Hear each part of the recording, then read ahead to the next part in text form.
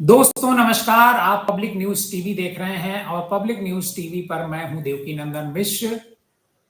राहुल गांधी और उनकी मां सोनिया गांधी के खिलाफ कल ईडी ने नेशनल हेराल्ड का जो घोटाला कथित तौर पर बताया जा रहा है उसमें चार्जशीट दायर कर दी। इधर चार्जशीट दायर होती है, दूसरी तरफ राहुल गांधी बेफिक्र होकर के अहमदाबाद पहुंच जाए। गुजरात उनका ये चौथा ट्रिप है। गुजरात में इस साल चुनाव नहीं होने हैं, लेकिन राहुल गांधी गुजरात को मजबूत करना चाहते हैं। दरअसल राहुल गांधी ये कहते हैं, गुजरात में ही कहते हैं कि बीजेपी को हराने का रास्ता गुजरात से ही निकलेगा और पहले हम गुजरात में बीजेपी को हराएंगे, उसके बाद दिल्ली में बीजेपी को हराएंगे। राहुल गांधी गुजरात को लेकर के बेहद उत्साहित हैं और इसी वजह से वो बार बार वहां पर दौरे कर रहे हैं। राहुल गांधी आज एक बार फिर जो कांग्रेस के भीतर बीजेपी के लोग घुसे हुए हैं उनकी चर्चा करते हैं, उन पर हमला बोलते हैं और राहुल गांधी जो जिले की कमेटी है, मतलब जो जिला अध्यक्ष है, उसको सबसे ज्यादा ताकत देने की बात करते हैं। सवाल यह उठता है कि क्या राहुल गांधी बीजेपी को गुजरात में हरा पाएंगे? हराने को तो कोई भी हार सकता है। इंदिरा गांधी चुनाव हार गई थी, राजनारायण ने चुनाव हरा दिया था उनको, तो होने को तो कुछ भी हो सकता है। लेकिन गुजरात में जिस तरीके से राहुल गांधी पूरी ताकत के साथ लगे हुए हैं, अपनी पूरी ऊर्जा को वहां लगा रहे हैं, उससे ऐसा लगता है कि कांग्रेस में कुछ होने वाला है और गुजरात में होने वाला है। क्योंकि गुजरात एक तरीके से कहा जाए तो भारतीय जनता पार्टी की प्रयोगशाला रही है और कर्म भूमि रही है। आज की जो बीजेपी है उसके जो दो शीर्ष सबसे बड़े नेता हैं वो गुजरात से आते हैं। पूरे देश में अगर कहीं कोई बड़ा काम हो रहा होगा तो गुजरात की कंपनी कर रही होगी। राहुल गांधी ये जानते हैं कि सबसे पहले गुजरात को जीतना होगा, इसी वजह से वो बार बार गुजरात पर फोकस कर रहे हैं। और गुजरात पहुंचने के बाद जो देश के जो दो बड़े उद्योगपति हैं, अडानी और अंबानी, उनका नाम लेना वो एक बार फिर नहीं भूलते हैं। राहुल गांधी क्या कह रहे हैं, एक बार राहुल गांधी को सुनिए कि आखिर क्या कह रहे हैं वो। क्योंकि राहुल गांधी जो बात कह रहे हैं वो बड़े मार्के की बात कह रहे हैं। राहुल गांधी कह रहे हैं कि हर हाल में हम बीजेपी को हराएंगे और हम ही हराएंगे और कोई नहीं हरा सकता है। प्यारे कार्यकर्ता, वर्कर्स, लीडर्स, राहुल, आप सबका यहां बहुत बहुत स्वागत, नमस्कार।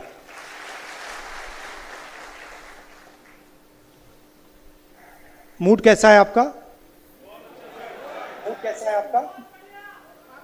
बिल्कुल ठीक, बिल्कुल अच्छा लग रहा है। और शायद जो गुजरात के हमारे कार्यकर्ता हैं, लीडर्स हैं,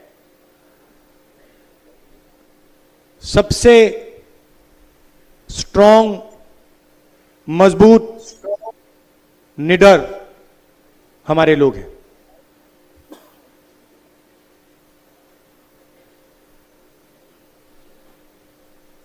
देश में क्या हो रहा है आपको मालूम है। बेरोजगारी, 2-3 अरबपतियों को देश का पूरा धन दिया जा रहा है। यहीं के हैं, आपने ही भेजे हैं। राहुल गांधी का अंदाज देखो, अदानी और अंबानी, उनके लिए सब कुछ अवेलेबल है, जो भी उनको चाहिए। एयरपोर्ट, मुंबई का एयरपोर्ट किसी और के हाथ में है, अदानी जी को चाहिए, सीबीआई केस लगता है, झटक से चमकता हुआ बोर्ड अदानी एंटरप्राइजेज लग जाता है वहां पे।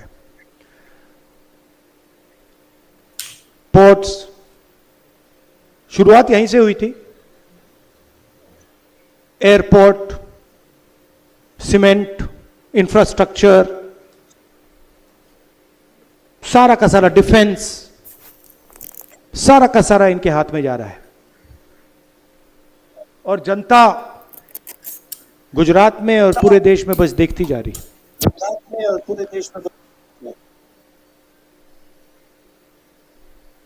हम कुछ महीनों से इंटरनली खारगे जी और हमारी जो दिल्ली में सीनियर लीडरशिप है, हमारा डिस्कशन हो रहा है कि कांग्रेस पार्टी को हम मजबूत कैसे करें। क्योंकि सच में ये जो लड़ाई चल रही है, ये राजनीतिक लड़ाई तो है, मगर ये विचारधारा की लड़ाई भी है। और विचारधारा की सिर्फ दो पार्टियां हिंदुस्तान में, एक बीजेपी और आरएसएस और दूसरी कांग्रेस पार्टी। तो लड़ाई इन दोनों के बीच में है और पूरा देश जानता है, समझता है कि कांग्रेस पार्टी ही आरएसएस और बीजेपी को हरा सकती है। और इसमें मैं एक और चीज जोड़ना चाहता हूं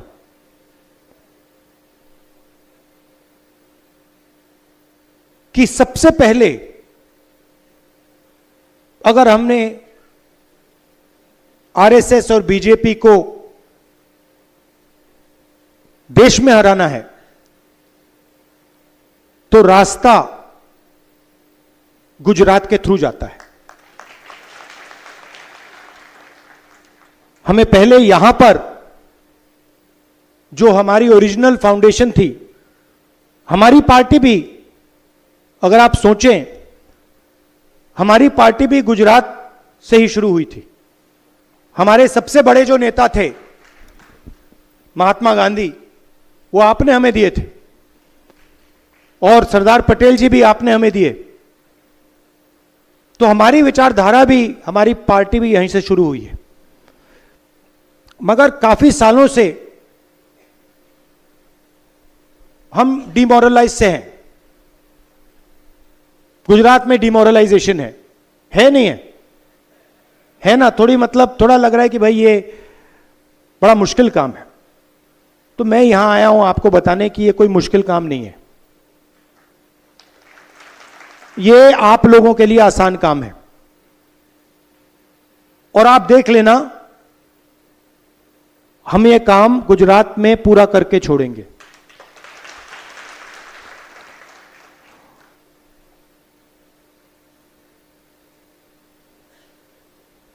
तो हमने निर्णय लिया है कि कांग्रेस पार्टी में हमें थोड़ा बदलाव लाना पड़ेगा।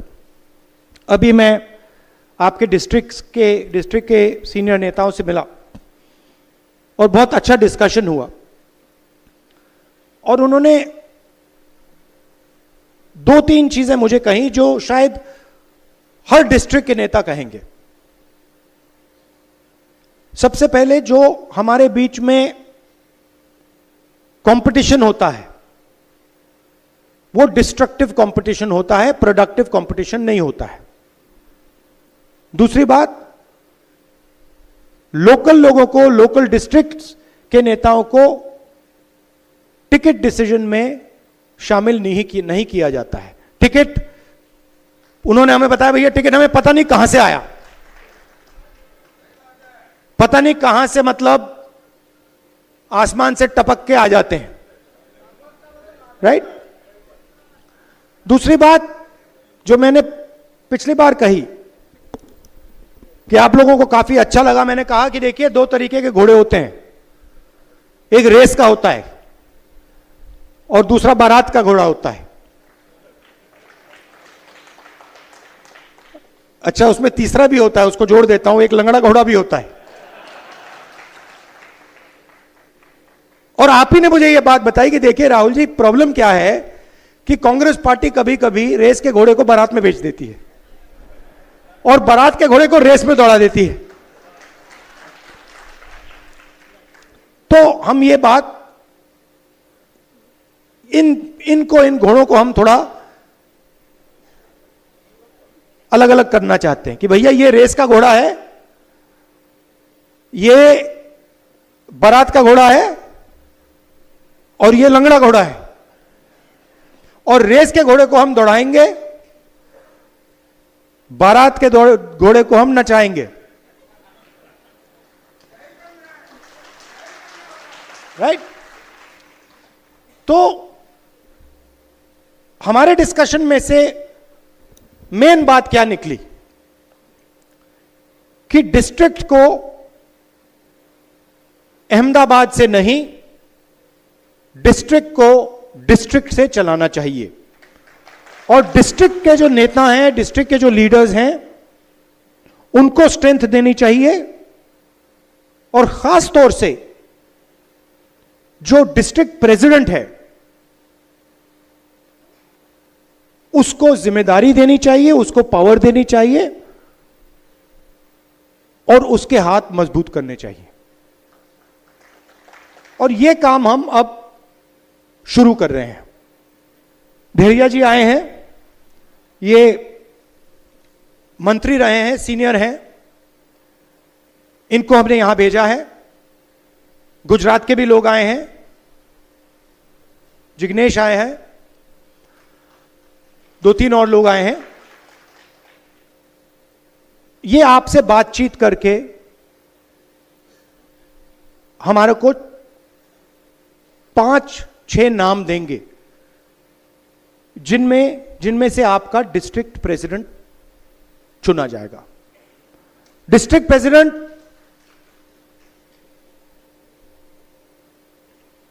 कॉम्प्रोमाइज कैंडिडेट नहीं होगा।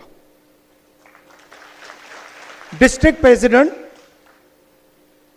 इस डिस्ट्रिक्ट को चलाएगा, अकेले नहीं चलाएगा, आपकी मदद के साथ चलाएगा, मगर उसके डिसीजन से डिस्ट्रिक्ट चलेगा। डिस्ट्रिक्ट कमेटी के डिसीजन से डिस्ट्रिक्ट चलेगा, ऊपर से कोई अलग अलग तरीके के कैंडिडेट्स, डायरेक्शन, ये वो नहीं दे पाएगा। तो ये स्ट्रक्चर हम बना रहे हैं। हम चाहते हैं कि संगठन और इलेक्शन लड़ने वालों के बीच में कनेक्शन हो। आजकल क्या होता है, कांग्रेस पार्टी का संगठन चुनाव जितवाता है और एक बार व्यक्ति एमएलए बन जाता है, एमपी बन जाता है, तो वो कांग्रेस के संगठन को भूल जाता है और कहता है भैया तुम जानो, तुम्हारा काम जाने, मैं जा रहा हूं। तो अब हम संगठन के माध्यम से लोगों को चुनेंगे, संगठन डिसाइड करेगा कि चुनाव कौन लड़ेगा, कौन नहीं लड़ेगा, कोई एक व्यक्ति ऊपर से नहीं डिसाइड करेगा। ये हमारा गुजरात में पायलट प्रोजेक्ट है। गुजरात में हम इसको टेस्ट कर रहे हैं क्योंकि हम मैसेज देना चाहते हैं कि गुजरात हमारे लिए सबसे जरूरी प्रदेश है और हमारी लड़ाई विचारधारा की है और वो लड़ाई गुजरात में हम लड़ेंगे और जीतेंगे। एक बात बहुत अच्छी इसी मीटिंग में मुझे कही कि अलग अलग सीनियर नेता आते हैं। किसी ने कहा जब अहमदाबाद से सीनियर नेता आते हैं तो जादू से हर डिस्ट्रिक्ट में लोग 2-3 दिन के लिए आ जाते हैं, बाहर आ जाते हैं और सीनियर नेता चला जाता है, वो गायब हो जाते हैं।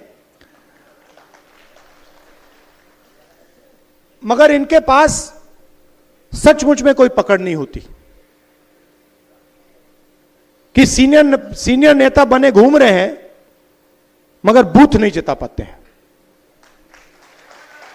तो हम उन लोगों को स्ट्रेंथ देना चाहते हैं जिनकी पकड़ बूथ से है जो लोकल हैं, जो जनता की जो समस्याएं हैं, जनता की जो इश्यूज हैं, जो उनको उठाते हैं, उनको हम आगे बढ़ाना चाहते हैं, उनको हम पावर देना चाहते हैं। यह मैं आपसे कहने आया हूं